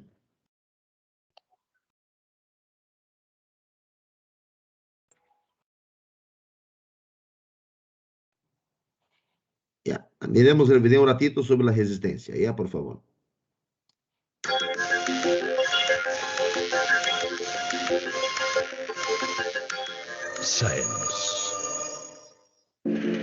La utilización masiva de antibióticos ha hecho que las bacterias sean cada vez más resistentes. Como consecuencia de ello, la eficacia de los propios antibióticos se ha reducido notablemente. Se estima que cada año en Europa la resistencia a los antibióticos provoca la muerte a unas 25.000 personas y paradójicamente es en los hospitales donde las bacterias resistentes proliferan, amenazando nuestra salud. Los expertos consideran que es urgente impulsar la investigación para luchar contra la resistencia a los antibióticos. Científicos como el profesor Gusans de la Universidad de Amberes intentan comprender este fenómeno.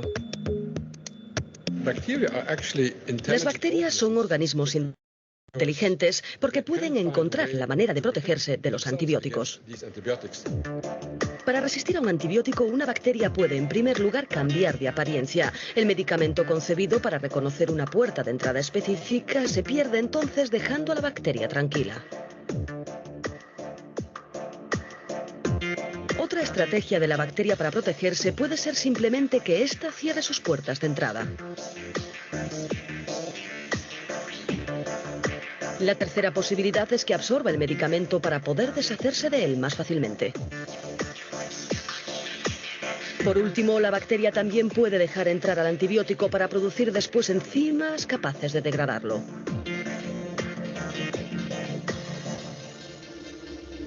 Comprender mejor este fenómeno de resistencia ayudaría a los científicos a desarrollar nuevas moléculas. De hecho, la ciencia ha dado recientemente un gran paso para luchar contra una de las peores amenazas que existen para nuestra salud, la tuberculosis multiresistente. Los gérmenes que provocan esta enfermedad altamente contagiosa han sufrido mutaciones a lo largo del tiempo, volviéndose en algunos casos totalmente resistentes a todos los tratamientos que existen hoy en día. En concreto, un laboratorio belga ha desarrollado una sustancia activa muy prometedora para luchar contra la tuberculosis resistente. Jérôme Guillemont y Koen Andries son los investigadores que han descubierto esta sustancia y para llegar hasta ella han tenido que probar miles de sustancias químicas combinadas entre ellas. Tras varios años de trabajo, la tenacidad de estos dos científicos ha sido recompensada con el descubrimiento de la bedaquilina.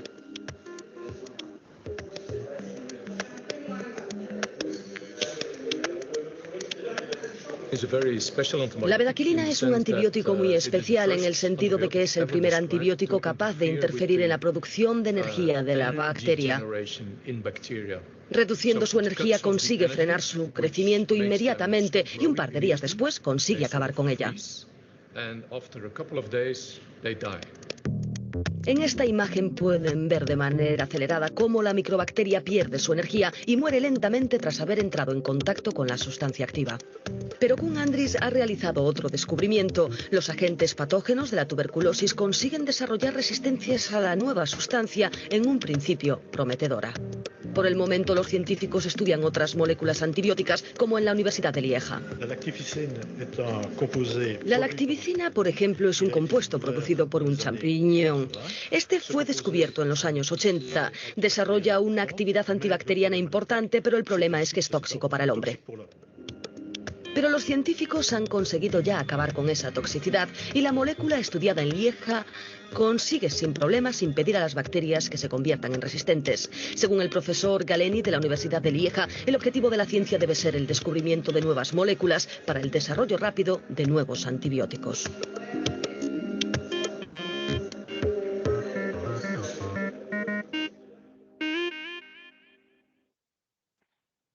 Doctores, en relación a ese video, algo de que yo le comentaba en otras oportunidades y hace poco, las bacterias van buscando su mecanismo de resistencia, su mecanismo para defenderse y estar libre o no estar susceptible al ser humano o a sus moléculas que nosotros utilizamos al día a día para poder infectarnos o para poder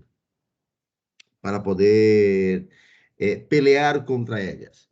En relación a los mecanismos, ¿no? Hay bacterias que me producen, o sea, hay no solamente bacterias, hay gérmenes, ¿no?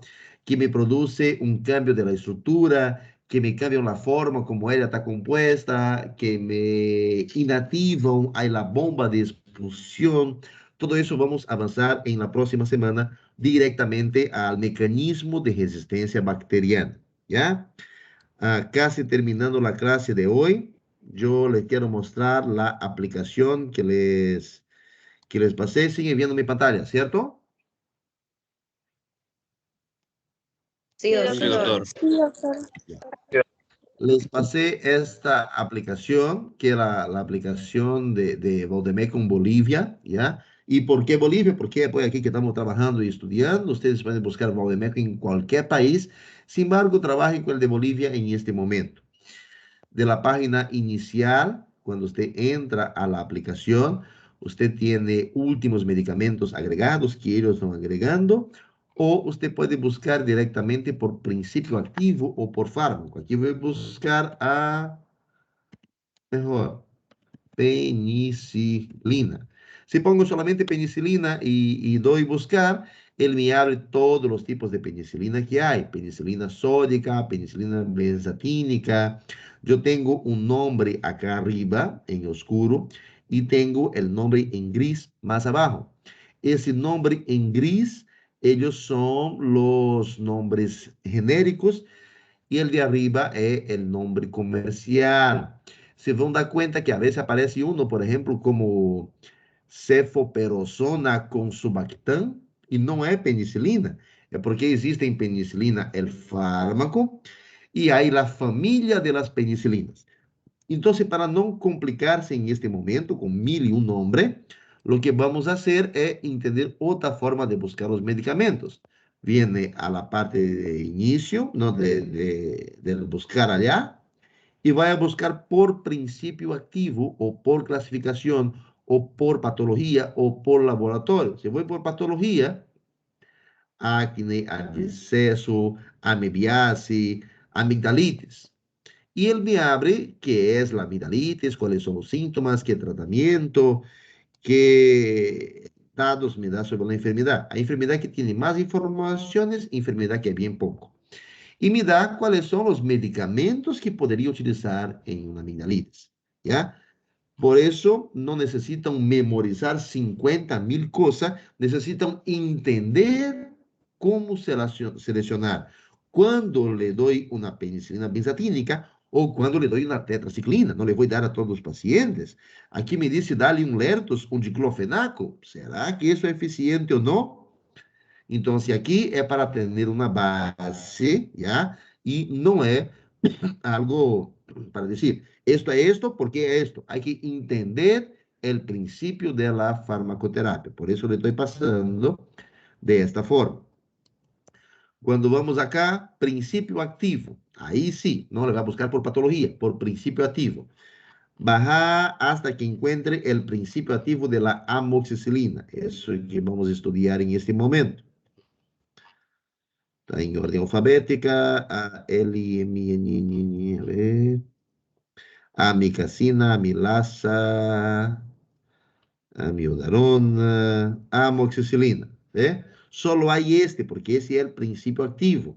Él es un antibacteriano. Clico encima. y él me aparece. Propiedades de acción bactericida. Bactericida es el tipo de fármaco que me explota, me destruye. Y bacteriostático es el tipo de fármaco que me paraliza.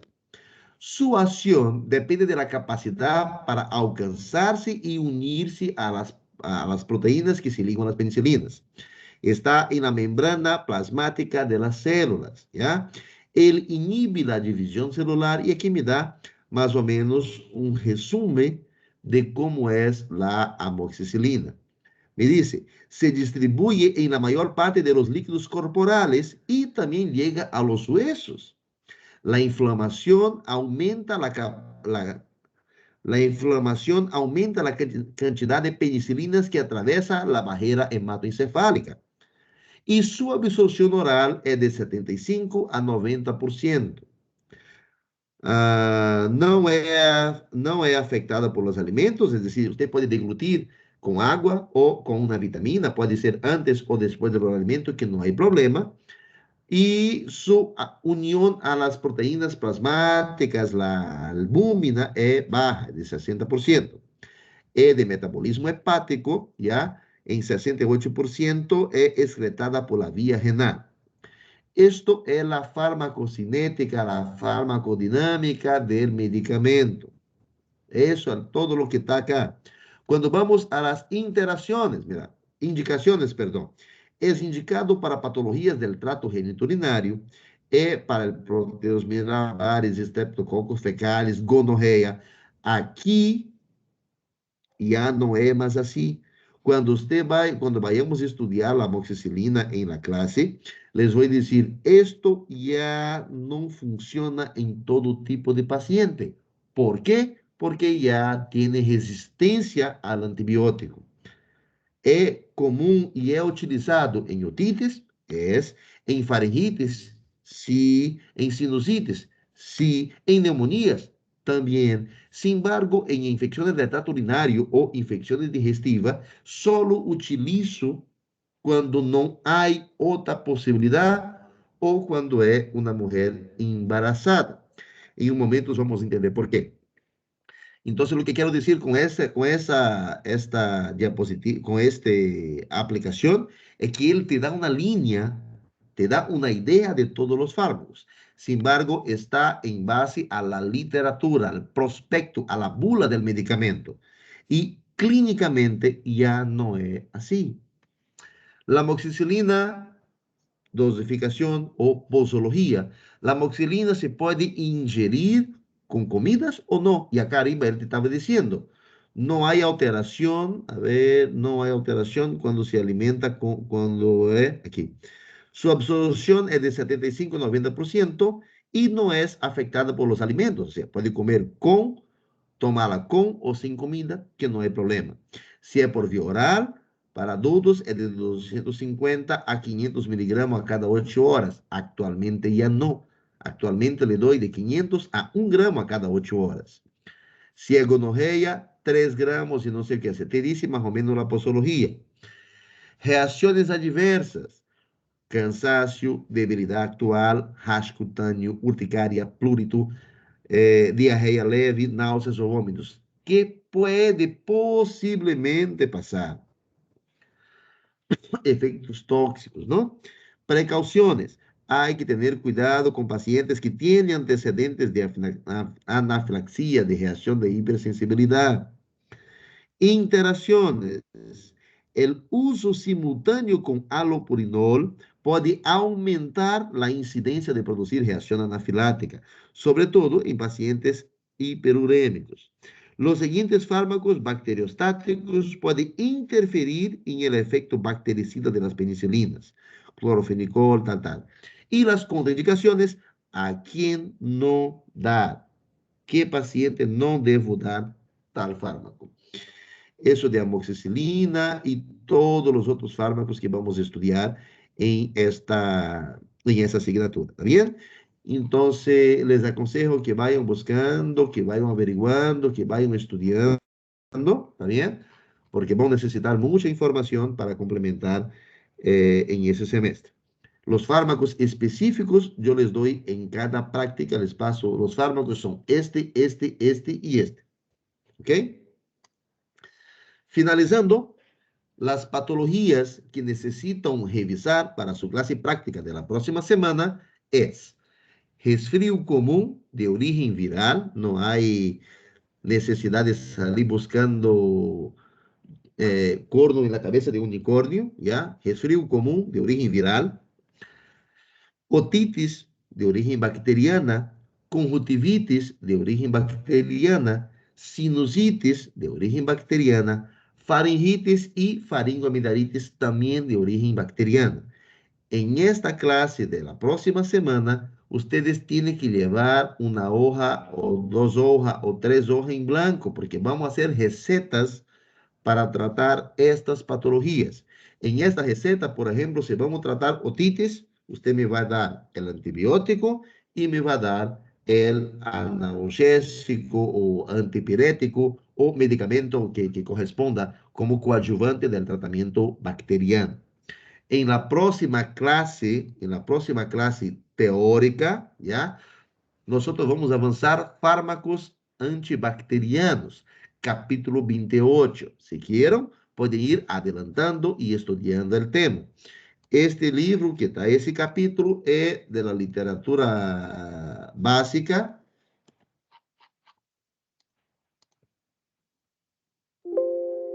De la literatura básica de farmacología y clínica de Aristide. Una vez más, les explico para que de aquí a media hora no me estén preguntando en el grupo. Todas las clases teóricas, vamos a avanzar determinado tema. En la clase práctica, lo que nosotros vamos a hacer es corroborar el tema de la teoría con el tratamiento que debería corresponder. En la teoría, les voy a pasar cuáles son los principios de la antibiótico terapia, cuál hacer, cuáles son las familias, cómo son las clasificaciones, de qué forma se clasifican y se organizan. En la práctica, nosotros vamos a aplicar ese tratamiento a las patologías más prevalentes. Como estamos hablando de patologías de orden bacteriana, todas esas patologías de orden bacteriana, otitis, conjuntivitis, sinusitis, faringitis y faringoamidalitis. ¿Y por qué le puse un resfrío común de origen viral? Es porque el resfrío común me va a ser percursor o puede ser percursor o coadjuvante en las otras enfermedades que vamos a hablar. ¿Entendieron esa parte o no? Sí, doctor. Sí, ¿Ya? doctor. Ya, para la teoría de la próxima semana, es decir, el próximo miércoles, nosotros vamos a avanzar fármacos antimicrobianos o antibacterianos, perdón. Del libro de farmacología clínica y básica es el capítulo 28. Para esta próxima clase no necesitan leer Goldman y Gilman con base farmacológica. Me van a leer Manual de Aristide. ¿Está bien?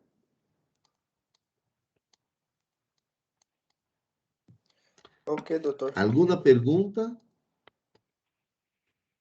Doctor, ¿está en la plataforma ese libro, no ve? Sí, doctor. Usted va a buscar acá en la plataforma, a ver, archivos. Y en archivos. ¿Qué está subiendo signos vitales, Saucedo? Para el vestibular del CEA todavía.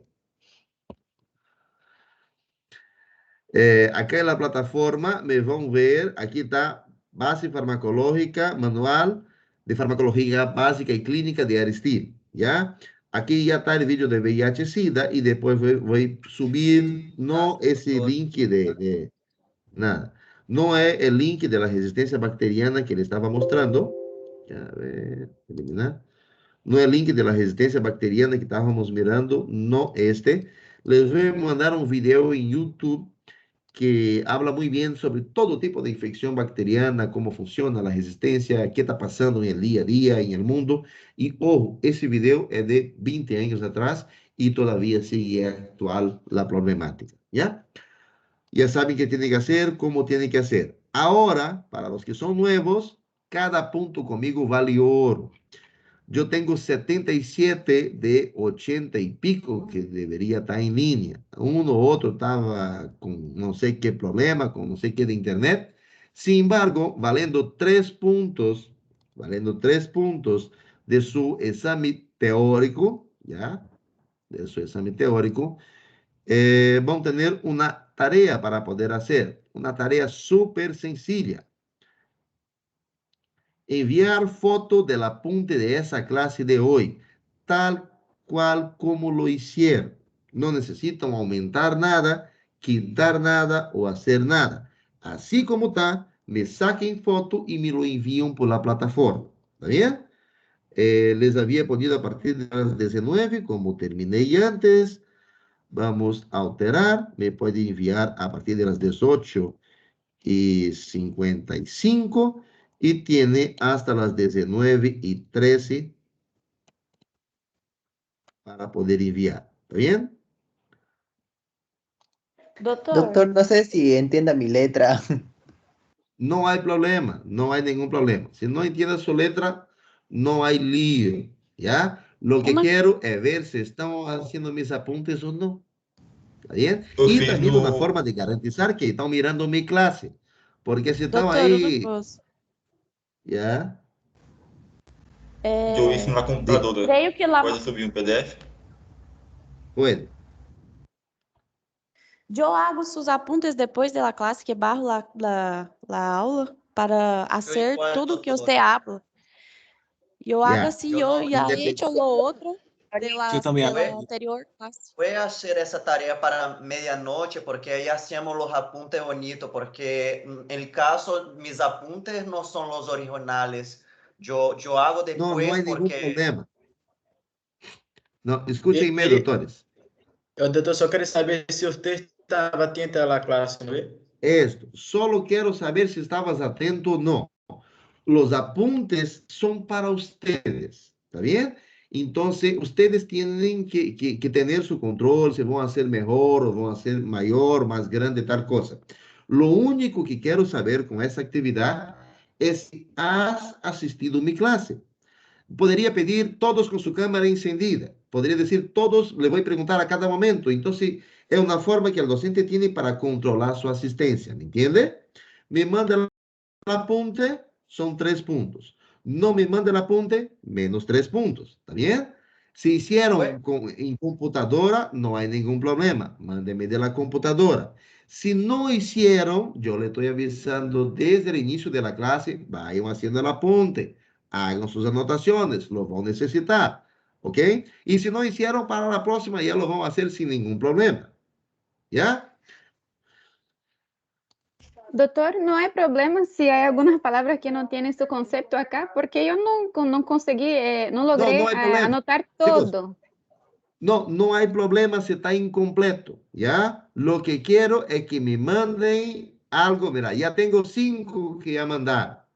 Lo que quiero es que me manden algo de que anotaron. ¿Está bien? Me manda, lo reviso y vamos a considerar los 3 puntos. ¿Está bien? Por la Está bien, plataforma, doctor. no acá por el chat. ¿Ya? Doctor, Leoso me mandó por acá, por la plataforma, Leoso. ¿Está bien? Ya, doctor, perdón, Doctor, voy a bien, mandar doctor. ahora. Doctor, una pregunta, ¿Qué dijo, disculpe. doctor? ¿En Claro. qué capítulo, de qué libro dijo que estaba este tema que avanzamos hoy día? Ah, ese libro, ese tema está, ese sí está en base farmacológica de Goldman Hillman, quimioterapia de enfermedades bacterianas, capítulo 48, ¿ya? En poquísimas situaciones le voy a decir que lean Goldman Hillman, pero para esta, él tiene el contenido, y la base y el otro, el libro de Aristide, no tiene ese contenido con esta complejidad que yo entré, ¿ya? Ya, doctor, gracias. Ya. ¿Alguna otra pregunta? Doctor, dijo que iba a enviar una imagen del muñequito, algo así que tiene que ver con las bacterias. Ah, ya, dame un segundo.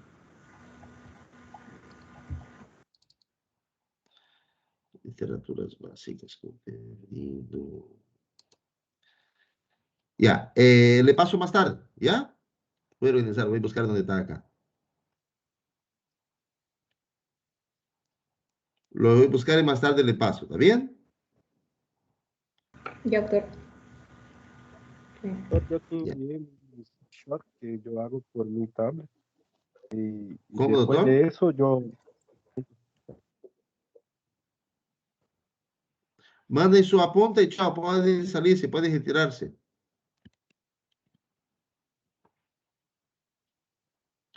Ok, nos vemos. Chao, chao. Hasta luego, doctor. Hasta luego. Chao, chao. Hasta